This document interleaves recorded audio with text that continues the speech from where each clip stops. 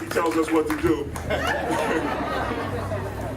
And as we are acknowledging predecessors, I just wanted to say I would absolutely be 100% remiss. I'm the fourth executive director here at Weeksville, and I stand on the shoulders of 3 amazing black women who came before me.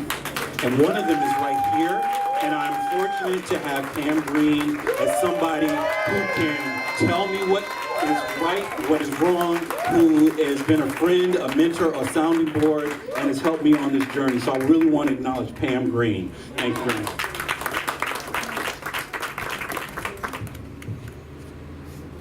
Good afternoon, everyone. Is it? I don't know the time of day anymore.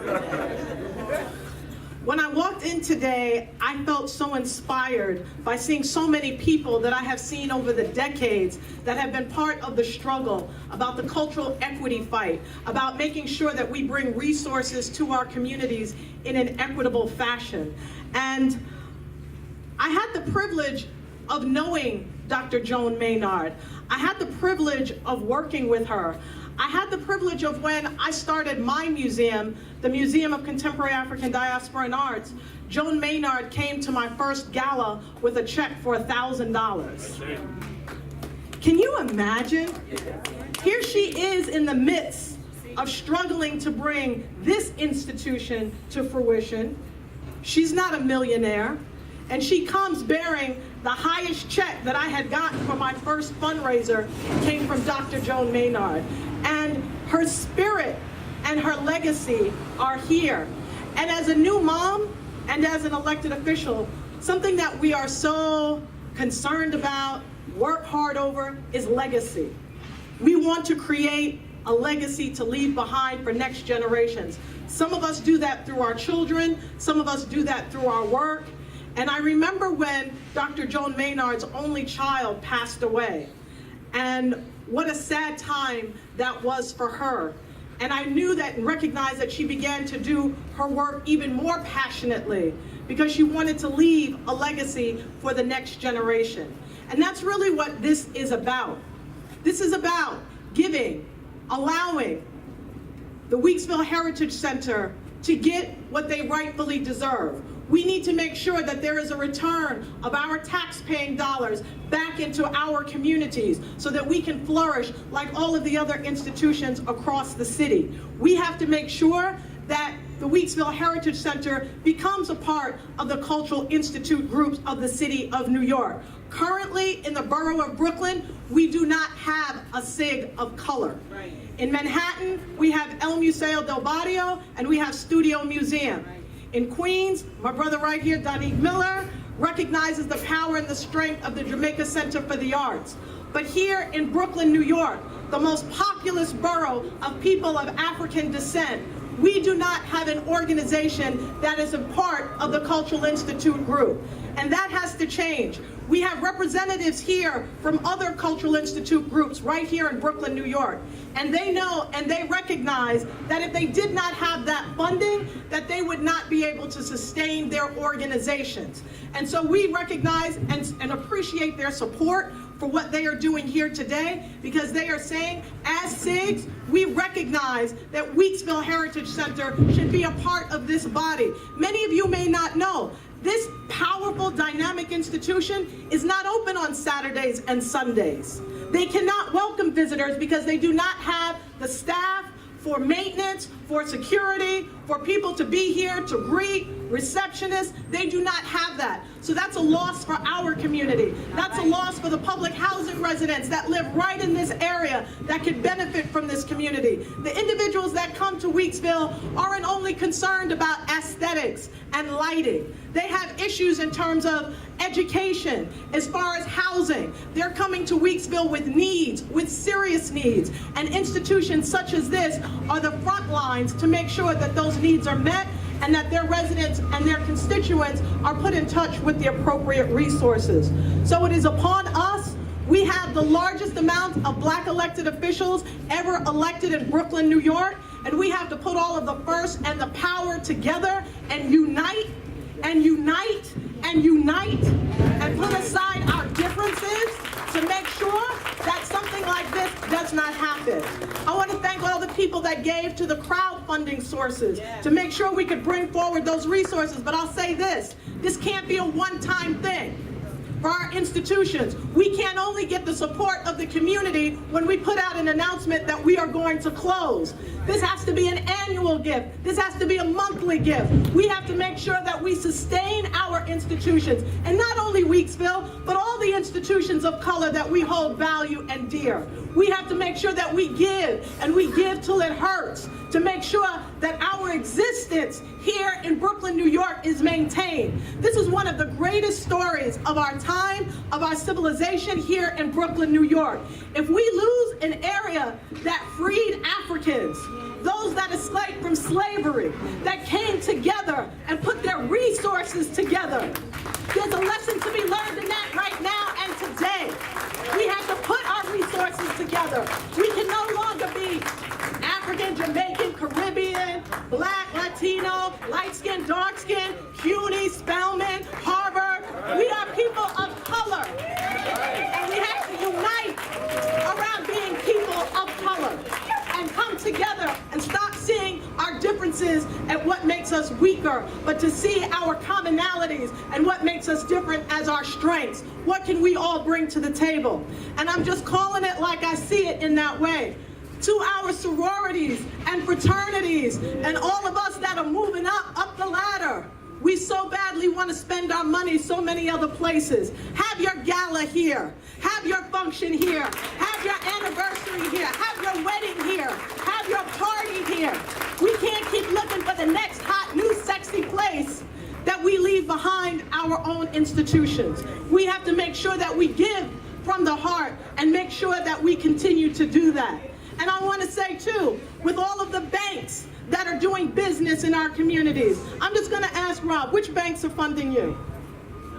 Okay, so there are no banks. We're doing money and banking with all of these banks in the city of New York, the Citibanks, the Chases, the TD banks. They're in our communities. And they are working in our communities, but they are not investing in our institutions and in our communities. And we have to put you on notice. We can no longer allow that to happen. We have all of these big box franchises coming into our communities. We have to make sure that they support our communities and to the foundation world. Okay? Every year the foundation world has a new thing.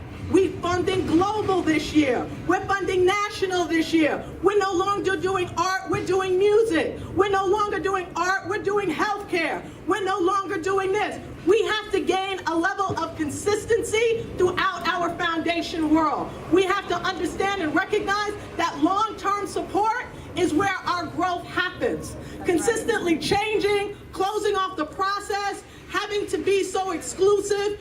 We'll call you, don't call us, right? Can my sisters and brothers who run these institutions get an amen?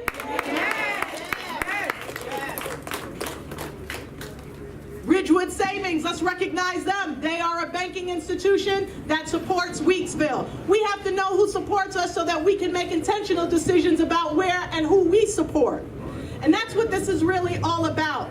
And for the administration, for the de Blasio administration, while you did not create the Cultural Institute groups, while you did not create the dynamic that does not support institutions of color in the SIG program in Brooklyn, New York, while everyone says it's too difficult to try and address this, it'll cause too much trouble, it'll cause too much havoc, it'll reap too much of all of this stuff.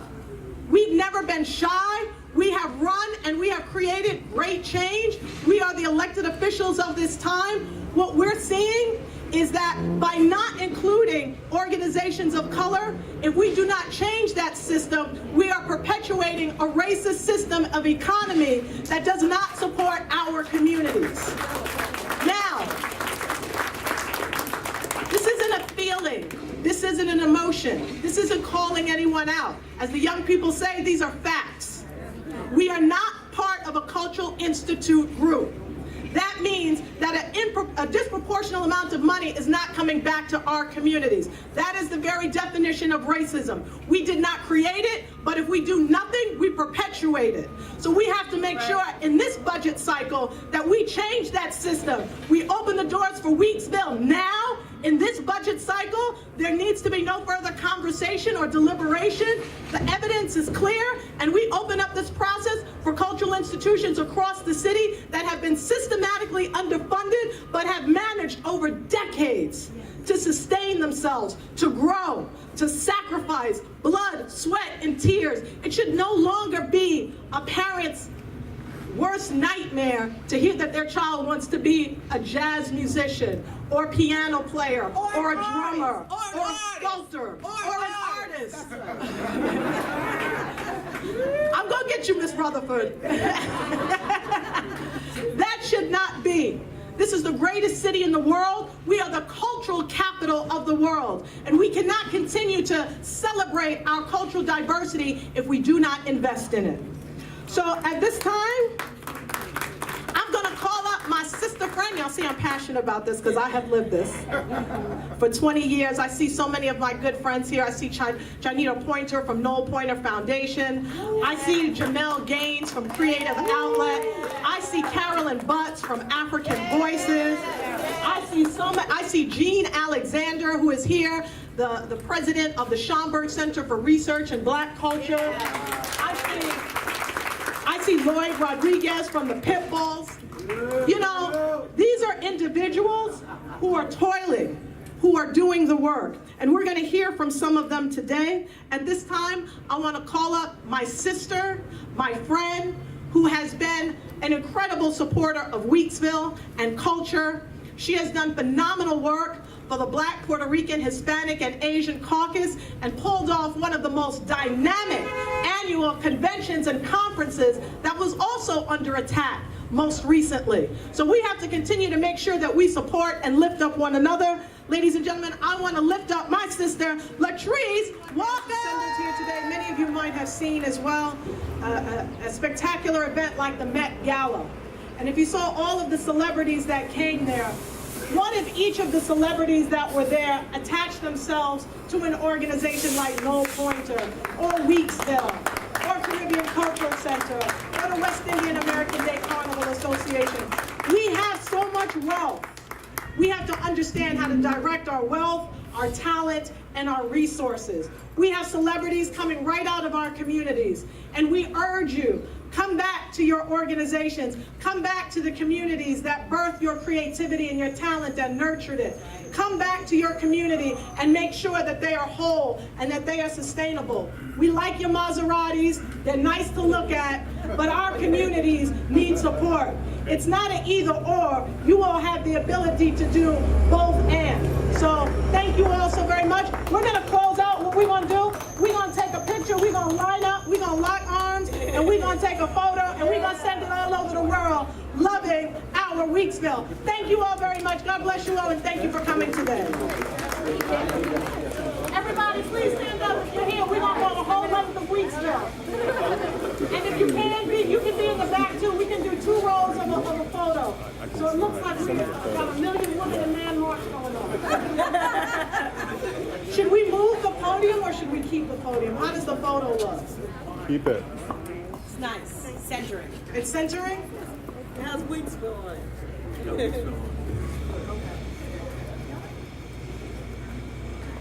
Can you, Monica, can you do that panorama thing you do? Let's do it, Hannah. Oh, okay.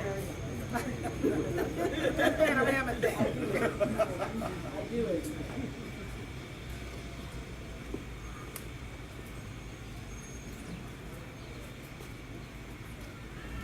And can someone, after we do this, close us out in prayer? Like I'll think I'll do that.